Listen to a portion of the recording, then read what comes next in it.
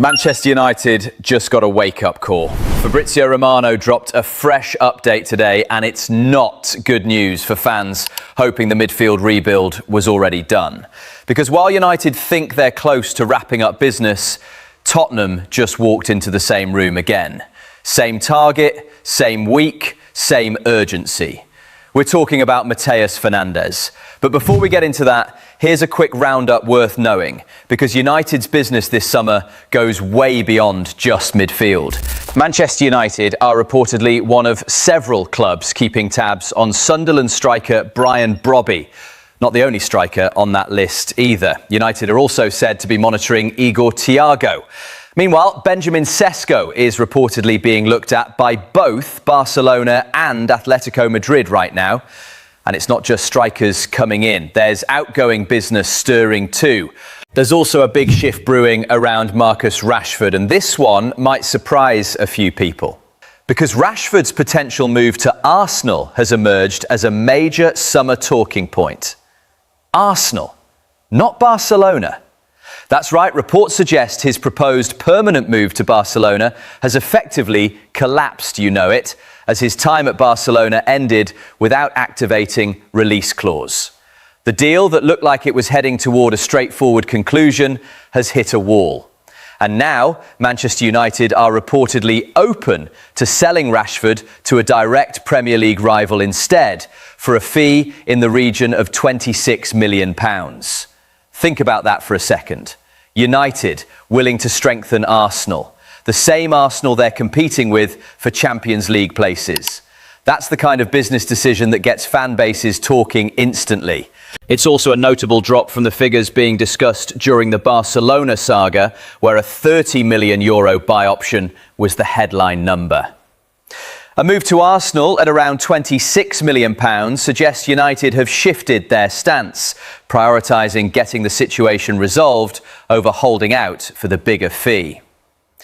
Which raises an obvious question. Why would Barcelona's deal fall apart in the first place? Was it the financial structure? Was it Rashford's wages? Was it simply Barcelona cooling on a long-term commitment? Whatever the reason, the door to Catalonia appears to be closing, and a new one in North London might be opening instead. For United, it's another piece of business to manage on top of everything else happening this summer.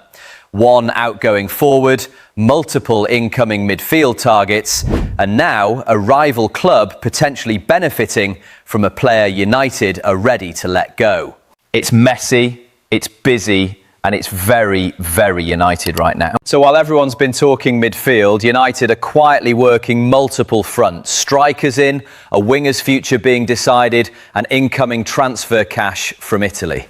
But that's a story for another day. Today, the real headline is in the engine room. Let's get into it. Here's the thing. United already brought in Ederson from Atalanta this summer already, you know it too. But on paper, that midfield box looked ticked. Job done, move on to the next position. That's what most fans assumed. But apparently, nobody told the recruitment team to stop, because Romano confirmed it himself on his own YouTube channel today. Manchester United already got Ederson, and they still want Mateus Fernandez. Both clubs are involved. Both clubs, meaning Tottenham, meaning a direct race, meaning this is about to get messy.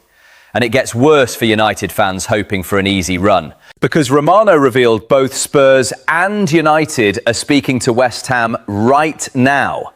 Same player, same negotiating table, different shirts being pitched to the same midfielder.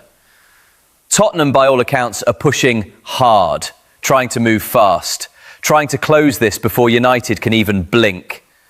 And that makes sense, doesn't it? Spurs need midfield reinforcement just as badly. They're not going to sit back and let United dictate the pace of this one. But here's the twist. United haven't backed down, not even close. Romano was clear. United remain firmly in the picture. This isn't a club watching from the sidelines hoping things fall through for Tottenham. This is a club still actively fighting for it. So who wins this race? Nobody knows yet. Romano himself said this is a story to watch closely over the coming days. The kind of transfer battle that could drag right up until the final stages of negotiation. Imagine the tension behind those phone calls right now. West Ham sitting in the middle, fielding calls from two Premier League rivals, both wanting the same answer. And here's where it gets even more interesting.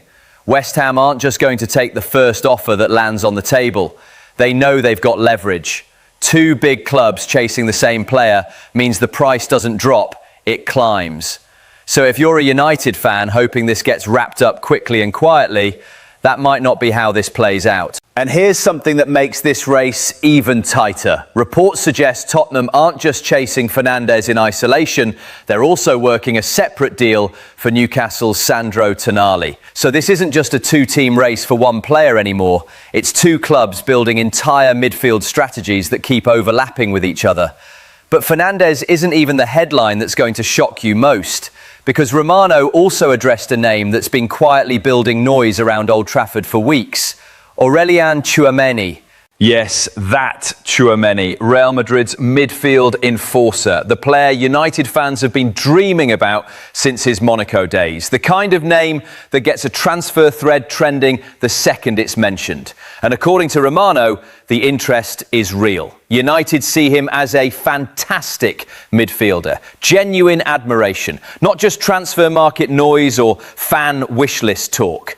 But before anyone gets excited, here comes the cold water. Two massive obstacles standing in the way, and they're not small ones. Problem number one, the wage. Romano was blunt about it. Tchouaméni's current salary package does not fit into United's financial plans. Simple as that. The numbers just don't work right now. Think about that for a second. This isn't a maybe in the future type of issue. This is a right now structural problem. United would need to restructure a huge part of their wage bill just to get into the conversation. But that's not even the bigger issue. Problem number two, Real Madrid. Romano made it clear, as things stand today, Real Madrid have not opened the door to selling him. Not a crack, not a signal, nothing. No indication to United, no indication to the players' representatives either. Total silence from Madrid on his availability. And in the transfer world, silence usually means one thing. It's not happening anytime soon. Interestingly though, there's another name from that same Real Madrid midfield being floated alongside Tchouaméni, Eduardo Camavinga. Reports suggest United's ownership group have made informal contact regarding his situation too, with his market value reportedly dropping significantly over the past couple of years. But just like Tchouaméni, that's a name in the watch this space category, not anything close to advanced talks. So what does all of that actually mean for United? It means they love both players. It means they'd move instantly if either situation changed. But right now, there's no green light on either front, no active talks, just admiration sitting in a drawer, waiting for circumstances to shift. That's the difference between these stories. Fernandez is live. Tchouaméni and Camavinga are dreams that need the stars to align. And right now, those stars aren't even close. But Romano's update wasn't even the only midfield conversation swirling around Old Trafford this week. Because there's a third name in the mix, one that's been getting quietly compared to Fernandez by outlets close to the club. Alex Scott. Bournemouth's rising midfielder, priced at around £60 million.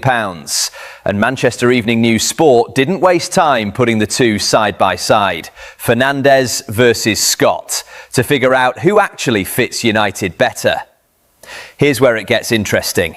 These two aren't the same type of player at all.